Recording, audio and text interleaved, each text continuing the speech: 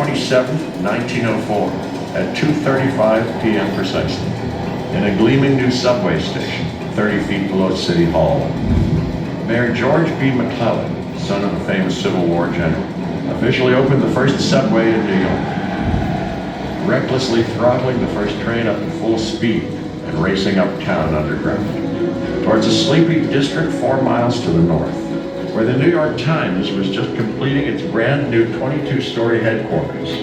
At the foot of an hourglass-shaped crossroads, the city had renamed Times Square in the paper's honor. The most famous, vibrant, and thrilling urban district on earth roared into life, the culmination of the most explosive century of growth and change in the city's history.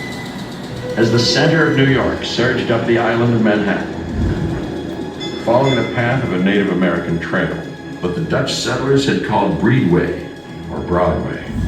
From the stock markets of Wall Street, to the raucous newspapers across from City Hall, up to the giant department stores on Madison Square, where by 1876 passers-by stared up in wonder at the giant arm of an unfinished Statue of Liberty, still looking for funds and something to stand on.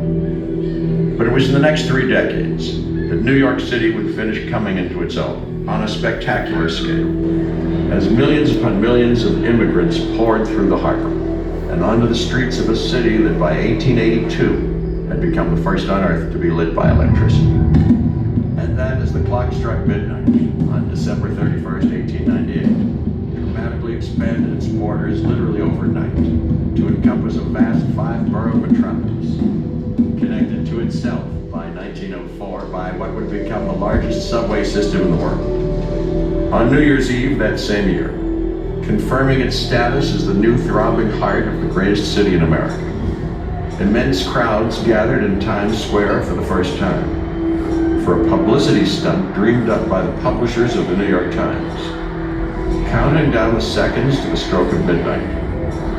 From then on, New Yorkers, and soon much of the rest of the world, would ring in the new year with a delirious celebration in Times Square.